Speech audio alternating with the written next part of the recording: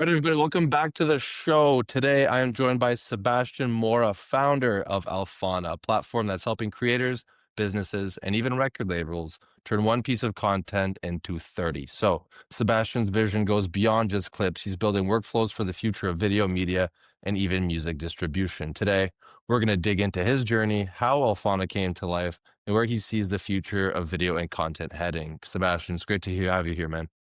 No, I appreciate you having me. Of course, man. We're excited. There's a lot of cool things we want to dive into, but where are you calling from today? What's life like over there right now?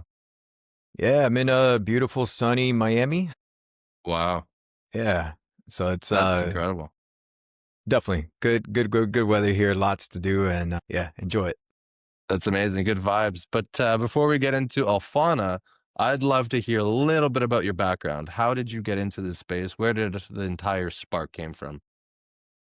Yeah, I mean, so Alphana really specialize a lot in helping people turn and reuse a lot of the content they've already done. So Alphana will take any video, audio, podcast and we'll repurpose that into over 30 pieces of content. And a lot of it is based on these AI workflows. And so we kind of set it up in a way where we can help tailor the experience to you, right? Every person who creates content does it a little bit differently, right? You're shooting this podcast and you might have a workflow of what you need to execute after you jump off this pod, but somebody else might need to do something completely different. Like if you're a B2B marketing company versus an artist versus just a business owner who's trying to do content.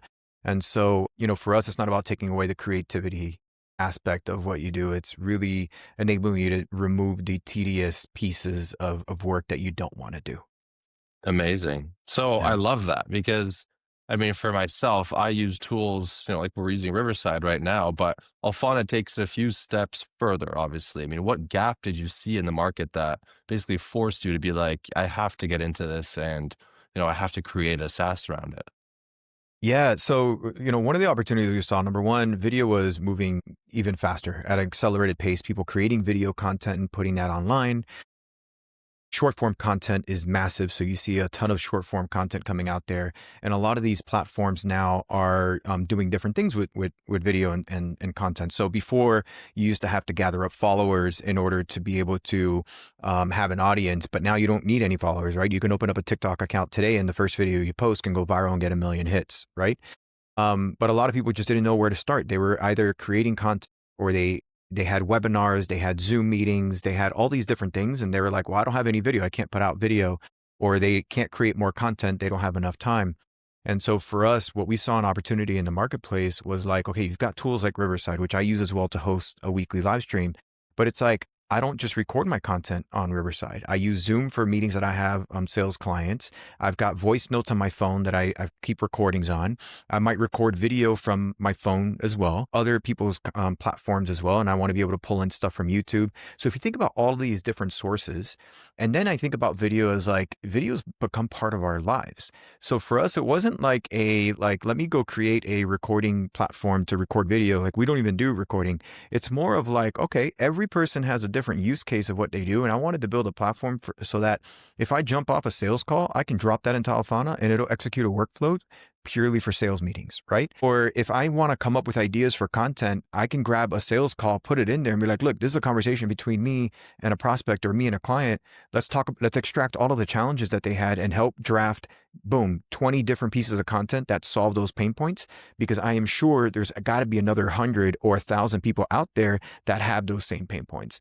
And so we saw this opportunity to create a unified platform for video where it's like, let's bring in all of your media content and leverage that to be able to repurpose it and create even more content for you so that you're not sitting there in the content grind trying to figure out what to post, right? You could do stuff for Mhm. blogs, for video, for LinkedIn, for X, all in one place. That's incredible. And one thing that we did touch on also is that it's not just about short video clips, even though it is a big, component of it. You're creating blog posts, like you said. You got newsletters, LinkedIn posts. I think one thing I even saw was quizzes, from content, which is fantastic. I mean, what are some of the other use cases for some of that? And I mean, what's been the biggest, I guess, aha moment for customers that are using it? Yeah, I think most people think, hey, I just got to repurpose and post video, but it's a fact. I mean, you got half the audience, half of people aren't consuming video. They're probably reading a newsletter. They're probably reading your LinkedIn posts and all these things. So for us, it was about, again, video and media and audio was a source of the content, but there's a variety of content that we can create from that. So one of the things you mentioned were quizzes, right? And you're like, well, why would I want to turn a video into a quiz? We have an entire group of instructors, course creators, teachers that come into the platform, and they'll upload one of their lectures, or they'll upload a course that they created and put out online. And from there, now we automatically reverse engineer questions and answers that could be asked from the video and put together things like true or false quizzes, put things together like multiple choice quizzes, and it automatically comes pre-built with the questions. And so Mhm. again, it's kind of thinking about each individual's workflow, and we try to create those things. So yeah, you could create quizzes. The other thing that people love is we have an ebook generator. So you can essentially generate the chapters to generate an ebook that you can use for like a lead magnet. And just think about it. Like I can grab any YouTube video that can help inspire, like, hey, I just watched this 2-hour pod about, how to make $1 million online. Here's a 10-page ebook that breaks down exactly how to do it so you don't have to go watch the video. Mhm. Boom. And so we could generate stuff like that that might help capture people and use those as giveaways. So it's a lot more than just video content. And of course, we can take a long 60-minute video, extract that into 10 short clips. We could generate a series of LinkedIn posts, blogs, which are super popular, right? Like you put out a pod, immediately that should be a reformatted blog post, right? Exactly. It's an easy win, and a lot of us just don't really think about that. So we wanted to, again, systematically put that into a workflow for people. That's huge. And then in terms of building workflows, do the people that, buy the software and that are avid users of it, do they build out workflows on their own, or are these already pre-installed workflows that, let's say you fill out, for example, for myself, I'm a podcaster. I host a podcast. I want this to be turned into clips. I want it to be turned into a blog post, and I want it all posted. Is that something that, Alfano is done, or is that something that the person has to do themselves? Yeah, I would say there's two parts to it. For the most part, we try to make it so easy where you don't even need to understand prompting. You don't have to create a workflow and you don't have to go in and configure everything manually, right? And so first time on there, you drop a video, upload, we automatically transcribe, analyze it from there. And we have an entire library of what we call templates. And these templates are essentially pre-built AI workflows that say, hey, when I upload a video, here's the 5, 10, 20, 30 different actions that I want you to take. And we have different ones. So we have one for podcasts, like turn a podcast into 30 pieces of content. We have another one for webinars, right? What are you going to do with that webinar content? Boom. That entire workflow is a template. You just click once. Mhm. We even have others that will help get you competitor insights and steal hooks from your competitors. So for example, let's just say one of your competitors records a YouTube video and it goes viral and you're like, wow, holy cow, they went viral. They got 1 million hits or 100,000, whatever's viral for you, right? In that point, you drop that into Alphana and we have an entire workflow that'll reverse engineer what the hook is. It'll reverse engineer the key points. It'll draft a new script for you to go and record a brand new video, but leveraging what might have made that video popular. And we also come up with a viral score and help you understand what made that piece of content go viral. So it treats it both as getting competitor intelligence, one to replicate so you can beat out your competitors. This just kind of gives you an example of these pre-built workflows. Then you have a group of people, which I love, that are power users. And when they jump into Alphana, they go and they might start with one of the templates, but what we allow you to do is actually edit every piece of content that could be created in there. And so we have this system, it's called AI cards. Think of them as like Lego blocks that you drag and drop in order to build out what your workflow looks like. But it's more visual, right? It doesn't feel like you're in some technical solution. And we actually reveal and show you all of the prompts that are pre-written. We have over 120 of these in our platform that you can choose from, right?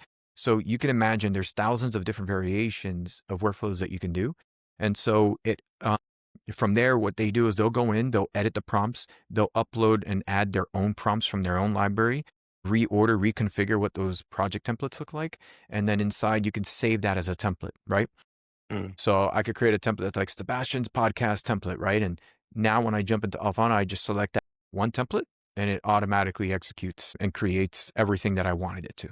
That's huge. I was actually wanting to dive into the Lego block workflow idea, but you beat me to it. But then in terms of you actually demoing Alpha, is there a or sorry, Alphana, is there a part that actually takes a little bit more explaining for new users? Yeah, I think what part? We in the last like 2 months, we tried to do a lot more with streamlining onboarding. A lot of the common things that we saw with Alphana was that at first it looks simple, but when you start diving in, it could become overwhelming because there's an entire library of templates. Like I said, you could literally create 1,000 different variations of things, right? If you combine our AI card system together. And one thing that we saw was that it could be a little bit overwhelming for people, right? Some people would come in and they're like, well, I literally just want to get short clips, right? I want to put in my video and get like 10 short clips to choose from that I can export and I can publish that on Instagram. And of course, when we started, we're like, well, you could do 100 times more than that, right? You don't want to just do that, but there's an art to simplicity, right? And a lot of times improvements to the product is not about what you can add to it, but what you can strip away. Right. So we saw that people had these very specific use cases and we kind of changed this. So now new people who sign up to Alphana as free users, we actually don't give them access to the entire library of templates and cards that you can create. We limited it to, and this was based on what we saw most of our customers using, to 4 key workflows that you can do. And one was generate a series of 10 short form clips for different platforms. The second one was turning a video into a blog post. Literally, that's all it does, right? Drop in a video, create a blog post. The third one was, hey, I just wanted to take my video and come up with a LinkedIn post, an X post, and a draft to send out like a newsletter kind of thing. So we kind of figured out what the top workflows and things that people needed to do. And that's what we kind of present up front so it didn't feel as overwhelming, right? Mhm. And that took a while up front for us to figure out like what it is and how to do it because that's something that people needed to learn. And so, now that we've implemented that, I think we've seen better adoption and we see more people who are able to just kind of limit it and unintentionally, but we saw even an increase in conversions. So if you've got any founders out there and kind of seeing, it's actually pretty interesting because now that we locked away a lot of this content and there's a button that says, hey, upgrade to unlock 120 more pieces of content you can create. We see more people now like upgrading, so now they can see the rest of the content. Mhm. So, definitely being able to kind of put stuff behind a paywall, give access to the platform, let them do stuff is important. But at the same time, try to simplify. It could be too overwhelming to give people access to everything that you have. Mhm. It's as if I went to Salesforce and I'm going to sign up for a CRM, like that's going to be complicated, right? With everything that Salesforce has to offer, there's no way. It's like, I just want to connect my email and bring in my leads and my CRM data into here. But you could do Exactly. 1,000 other things with Salesforce, and that could be pretty overwhelming for the average person. Fair enough. And I think that's a great example too. But give us a breakdown on what the different levels of, tier that you have for subscriptions to Alphana. Yeah, I mean, primarily we have 3 subscriptions, and one of the biggest differences between them is the amount of AI credits and the amount of video minutes within the platform. So, our base price starts at $25 a month, or if you pay annually, it's $15 a month. So it's a pretty low barrier to entry for the power of what you can get inside of a platform. Mhm. We actually and we're running so for limited time, we just doubled the amount of credits that you can get on all the plans, right? If you subscribe now. And we're seeing more because I actually want more people using. I don't want people to feel like I just don't have enough credits to do it. And so that's what we're going to keep doing. We want to just make it a little bit more accessible for people. And so base plan starts. It's got about 1,500 credits that you can use, and you can upload up to 5 hours worth of content inside of that. So I would say that's the biggest difference right now, because right now you get access to all the templates, all the workflows, as long as you're on a paid plan. And we're releasing new ones every single week, which is pretty powerful. That's very powerful. That's incredible. And I know we kind of touched on a little bit on who is using this, right? But I want to jump into what else you're seeing and what else you're getting, what else you're planning, because it's mostly podcasters and creators, I'm assuming, but are there any places where you're seeing traction with other industries? Yeah, so mostly now you get, like you said, podcaster. I look at them as prosumers. They're all doing it for some sort of business purpose, right? If they've got a Hmm. podcast, they're usually like a founder for their business, marketers within companies, and they're using it because they create content and they want to repurpose that. The other part, for example, in Alphana, for a long time, we haven't been able to support music content, right? And my background, like I was previously marketing and product lead working at Universal Music I've got a lot of friends and a lot of people in the music industry, and every time I'd have conversations, they were always kind of stuck. One, a lot of them weren't using AI. You've got all the major labels who are like got all these lawsuits against these different AI companies. And I think that because most people that are jumping into AI are using it to create music, which don't get me wrong, it makes it accessible for others, but it's like it's taking away the creativity from artists where like literally that's their livelihood is they make music. And so we saw kind of this big opportunity with the music industry where it's like, I don't want to, I'm not here to generate music, right? I don't want to create something to help generate music if it's not being done right. Uh, we're more of like, how do we leverage AI to help automate some workflows, the stuff that you don't want to do, right? As an artist, you want to create music, you want to come up with ideas, you want to write your lyrics, you want to jump on the mic or play the guitar or whatever it is that you're doing to make music. And so the one struggle that we saw was with over 120,000 songs that are being uploaded every day to like Spotify and the different Mhm. streaming platforms. They all need a series of assets and visuals to go along with the music content. All of them. And every platform, like if I got to upload to Spotify, they want a Spotify Canvas video. They have their cover art specs and all of that. Then you've got things like Tidal, who has their specs. Then you got Apple, who's created the Apple Motion art, and you have all these different elements. And I found that these artists and labels are spending $3,000 to $5,000 per release. So if I'm going to launch a song, they're spending a couple $1,000s on this.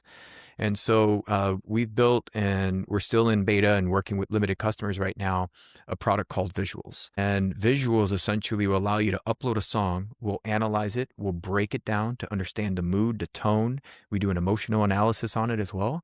And from there, we come up with ideas for some of these assets so that we can create it for that release. So now Mhm. you can create motion videos, Spotify Canvas, cover art, lyric videos, and clips for social media to help the record labels, the artists, the music distributors to be able to help promote and get more streams for their content. That's amazing. And then just shortly off of that, do you ever run into prospects who love the idea but just aren't creating enough content yet for Alphana to, really click? Yeah, we run into that all the time. It's actually one of the reasons why at the beginning of the year, I launched a series called the Insider Live. So Alphana Insider Live. One thing we saw was we had a lot of people who loved it. They saw the idea, but everybody gets busy and they're overwhelmed. They've got so many different tools. They're working in different areas and they weren't using the product. And when I started talking to some people forgot about it. Some people were like, oh, I just need to watch another video to learn more before I dive into it. But I bought it because I know I'm going to need it, or I've got a product launch coming. And so one of the things we do now with this weekly session is we actually make it a power hour. Every single week, I literally teach you how to work with AI using different AI workflows and combining that with Alphana. So we're teaching you how to, do what you probably used to do manually, but with AI. And Alphana is Mhm. at the core premise of that because a lot of that revolves around prompting, creating content, and all these different areas. And so ever since we started doing that, we started activating a lot more of the base of customers that had already purchased Alphana. And literally, I Mhm. can't tell you how many times every single day, every single week, we get messages, comments, or anything like that. Like, your weekly content is awesome. It motivated me to get back into content or to, use the platform more. So those are the things that I see, especially with so many tools in the market. It's like, you as the founder to be able to go out there and actually help teach people how to use the product that you built that, you know very well, but others aren't, and they need to Mhm. kind of dive into it. And it's been resonating well. So we're definitely doubling down on that. That's amazing.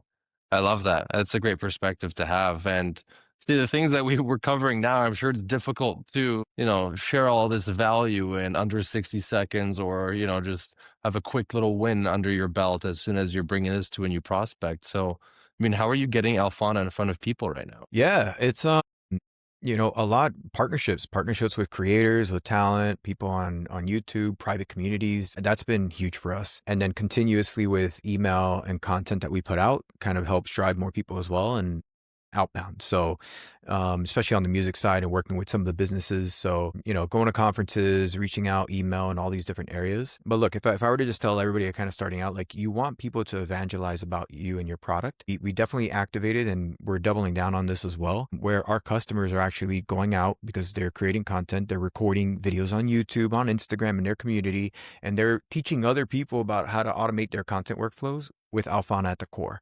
And that Hmm. helps convert a ton. That's helped us. And so we definitely want to see a lot more of that. But yeah, we're driving a lot with partners, leveraging others, and we're also been building our own kind of email community and people who are really excited about these AI content workflows. It's huge. And I mean, have you run into challenges with balancing the word of mouth growth with, scaling distribution at a bigger level as well? Yeah, it's I mean, the way that I look at distribution as part of it, right? If I can activate another 1,000 creators out there to go out creating video and those content, it helps because I'm converting an audience that that already trusts whoever they are. In the meantime, as we build up our own audience of people that will trust us because of the content and the value that we put out, that helps us because in the long run, that's going to help us as we scale. Hmm. Now, all of this isn't like the end all go to, but it helped us tremendously is where it is, right? If we think Hmm. about scaling and going forward, like right now we're in the middle of generating a series of ads and videos, UGC content that we can leverage for like Meta, like on Instagram ads and running these videos so we can test them out.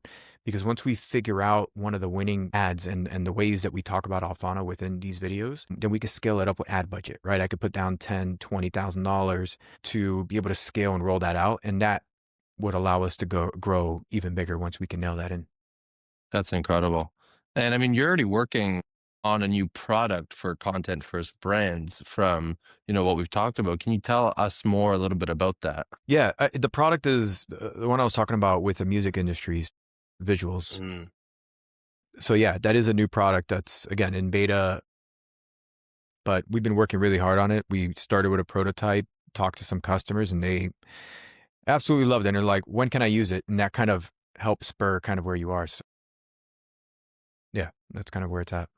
Fair enough. I kind of love that example because I couldn't remember for sure, but I mean, I know every release needs cover art, motion graphics, you got lyric videos. I mean, you're basically, systematizing that entire workflow. And you mentioned a little bit on reactions, but what have been like the best reactions that you've seen from labels and from creators so far about it? I mean, the best one is literally I jump on a call and they're like, "Can I use this right now?" Like that's like that's constantly what I get. I think the other one is like, for example, okay, here's the other ones that happen, right? They're like, wow, this is so cool. I can't wait to try it. And one of the values that I talk about, and this is something that happens in the music industry very often. Okay. If you think about the record labels, right? The artists go out and they record new music and all that. Sometimes they get inspired and they create a track at home or in the studio, whatever it is. And then all of a sudden they're super excited. They're like, oh, I got to share this with the world. And they might throw it up on Instagram or put it up online just randomly or on SoundCloud or something like that. And it goes live. And then, the next morning they're like, hey, I uploaded the song because it was so cool. I got inspired, but it's like blowing up. But guess what? They're not making a penny on that Mhm. song because they uploaded it. It didn't go through the right process. And for music, you got to go through distribution. You got to create the assets, the ISRC, put together the cover art. You have all of these elements. And then the label has to get that distributed and send it to like over 200 different DSPs, like the music providers, like Mhm. Tidal, Apple Music, Spotify, and all that. And this happens all the time. So what ends up happening? You're at a record label, the marketing team, the digital team, the product managers, they're there and they're like, holy crap, we've got this release. We don't have any marketing materials. It was completely Mhm. unexpected, but it's going viral. And not only that, but people want to put it as a sound on TikTok and Instagram, right? So like if I upload a video, you want to select a song through that menu. It's not going to appear there until it gets distributed either. Mhm. So now they've got to get something out super quickly, but when they go deal with an agency or somebody to put together all these assets, they literally take like 3 to 5 weeks and they might spend a couple $1,000s on it. And so I remember this situation vividly because I remember pitching this to someone, talking about it. And they're like, wow, this is actually pretty cool. I can't wait to try it. And all of a sudden, like over the weekend, an artist released something. The next morning, they're like, can you please unlock my account? I need to put together all these assets. They put it together literally that day, and they were able to get a release out that week because they had a platform that allowed them to be able to generate the cover art, the motion canvas video, and all these different elements. And without this, they would have freaked out, right? And it would have just taken a lot longer. So those are always the best situation. And that's exactly a situation that happens all the time. It happened to me as well when I worked at Universal. That's amazing. I mean, just as, for me, a quick thing, do you think educating the market on all of these use cases is harder than building the tech itself? Yeah, I think